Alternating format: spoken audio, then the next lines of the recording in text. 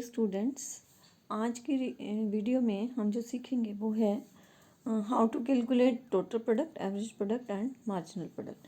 Means हम गणना करना सीखेंगे टीपी, एपी और एमपी की। मीन्स कुल उत्पाद, औसत उत्पाद और सीमांत उत्पाद, इसकी गणना कैसे की जाए उसके बारे में हम पढ़ेंगे। तो ये जो स्टार्ट करने से पहले आपको इन सब के जो फॉर्मूलाज हैं वो पता होने चाहिए। जैसे जो टोटल प्रोडक्ट होता है, इसकी गणना करने के दो फॉर्मूला हम अपनाते हैं। एक तो है एपी को यदि हम जो परिवर्तनशील साधन श्रमिक है जैसे उसकी इकाइयों से गुना कर दें तो कुल उत्पाद आ जाएगा। इसी तरह टीपी को कैलकुलेट करने का एक और जो फॉर्मूला होता है वो है समीशन एमपी, मतलब सीमांत उत्पाद को अगर हम टोटल करते चले जाएं तो भी हमें कुल उत्पाद की वैल्यूज़ मिल जाएंगी। इसी फॉर्मूला से हम एपी की जो फॉर्मूला है उसको निकाल सकते हैं। तो एपी क्या होता है? एपी होता है टीपी को एल से यदि हम भाग कर दें तो हमारे पास एवरेज प्रोडक्ट आ जाएगा। और एमपी कैलकुलेट करने का जो फॉर्मूला है वो है TP N minus TP N minus 1। तो ये जो है ये एमपी को कैलकुलेट करने का फॉर्मूला है। एमपी को हम इस तरह से भी कैलकुलेट कर सकते हैं, टीपी में जो चेंज होता है उसको यदि श्रमिक मीन्स लेबर की इकाइयों में होने वाले परिवर्तन से भाग कर दें तो भी हमारे पास एमपी आ जाएगा। तो ये तो थे फॉर्मूलाज। अब हम टेबल के थ्रू समझेंगे कि इनकी गणना कैसे कर सकते हैं, कैसे हम कैलकुलेट कर सकते हैं। तो देखिए फर्स्ट टेबल देखते हैं।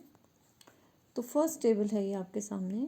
इसमें यहाँ पर श्रम की इकाइयाँ मीन्स एल दिया हुआ है और ये कुल उत्पादन हमें यहाँ पर वैल्यूज़ जो है वो दी हुई हैं। और अब हमें कैलकुलेट क्या करना है? एपी कैलकुलेट करना है हमें और एमपी कैलकुलेट करना है। तो जो एपी है, एपी कैसे कैलकुलेट होता है? टीपी को, ये जो कॉलम है टीपी, इसको एल से भाग करते हैं तो हमारे पास एपी आ जाएगा। तो मीन्स 50/1 कर दें, 50 आ गया। इसी तरह आगे चलते जाएंगे, 90/2 कर देंगे, 45। इसी तरह 120/3 करेंगे, 40।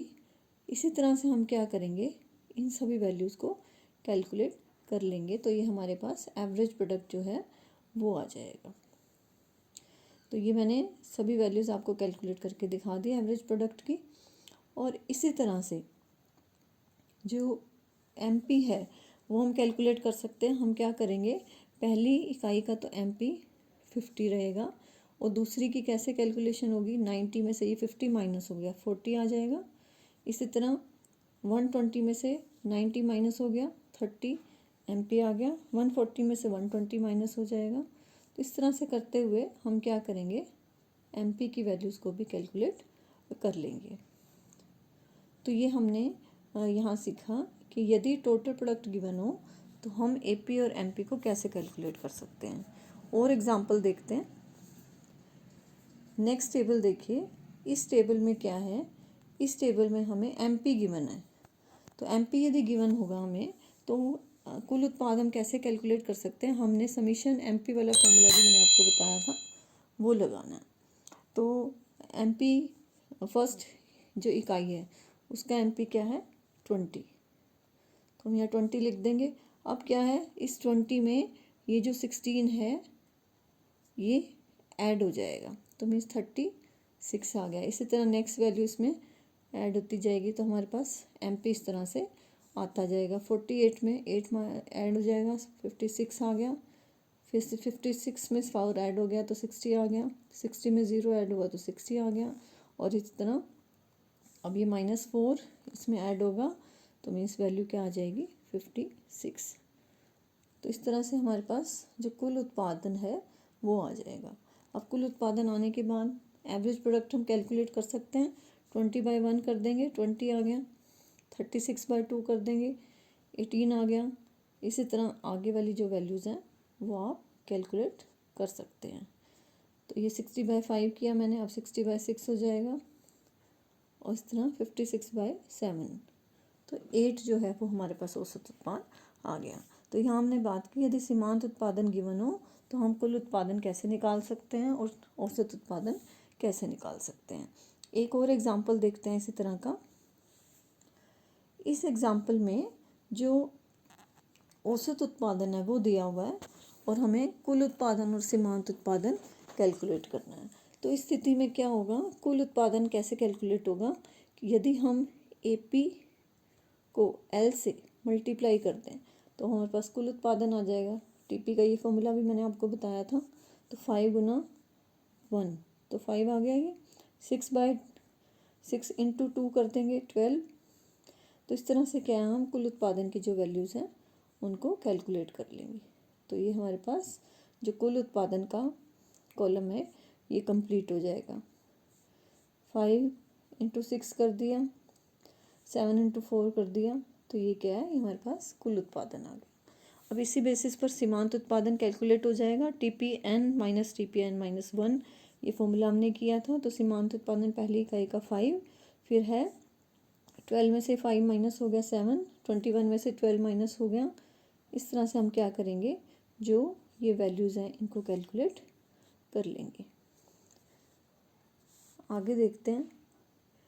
एग्ज़ाम में इस तरह की टेबल्स भी आती हैं जिसमें कहीं पर आपको औसत उत्पादन की दिया होगा और कहीं पर सीमांत उत्पादन दिया होगा, कहीं हो सकता है टोटल प्रोडक्ट दिया हो। तो आपको ये टेबल कंप्लीट करनी है। तो आप कैसे करेंगे, आपको फॉर्मूलाज जो हैं वो याद होने चाहिए। फॉर्मूला के बेस पर आप कैलकुलेट कर सकते हैं। जैसे कि आप देखिए, पहली इकाई जो फर्स्ट श्रम की इकाई है, लेबर यूनिट है, उस पर जो एवरेज प्रोडक्ट है वो है 20। तो यहाँ कुल उत्पादन कितना हो जाएगा, मीन्स TP कितना हो जाएगा, 20 इंटू 1 कर देंगे तो कुल उत्पादन आ गया हमारे पास। सीमांत उत्पादन भी पहली इकाई का 20 रहेगा। उसके बाद 20 में यदि ये 18 ऐड करते हैं, यहाँ 38 आ गया, तो हमारे पास कुल उत्पादन 38 आ गया। तो सेकंड इकाई का औसत उत्पादन हम निकाल सकते हैं, 38/2 कर देंगे तो ये औसत उत्पादन आ गया हमारे पास। अब नेक्स्ट 18 हमें औसत उत्पादन दिया हुआ है और ये थर्ड यूनिट का औसत उत्पादन है। तो 18 इंटू 3 कर देंगे तो ये कुल उत्पादन आ गया हमारे पास। तो 54 में से 38 माइनस कर देंगे, ये 16 सीमांत उत्पादन हो गया। तो आप देख रहे हैं किस तरह से हमें क्या है, एक कॉलम से दूसरे कॉलम की तरफ जाना पड़ेगा, फॉर्मूलाज को रिकॉल करना पड़ेगा और उसके बेसिस पर ही हम वैल्यूज़ निकाल सकते हैं। अब क्या है, हमारे पास यहाँ सीमांत उत्पादन 16 के बाद 14 दिया हुआ है। तो ये 14 यदि 54 में ऐड कर देंगे तो 68 हमारे पास कुल उत्पादन आ गया। और 68 कुल उत्पादन आने के बाद 68/4 कर देंगे तो वो क्या है, औसत उत्पादन आ जाएगा। अगला औसत उत्पादन 16 है, 16 इंटू 5 कर देंगे तो ये कुल उत्पादन आ गया। 80 में से 68 माइनस कर देंगे तो सीमांत उत्पादन आ गया। और नेक्स्ट वैल्यू हमें सीमांत उत्पादन में 10 दी हुई है, तो 80 में 10 ऐड कर देंगे तो ये क्या आ जाएगा, कुल उत्पादन आ जाएगा। 90/6 कर देंगे तो हमारे पास क्या आ जाएगा, औसत उत्पादन आ जाएगा। तो इस तरह से क्या है, हम सभी वैल्यूज़ को कैलकुलेट कर लेंगे।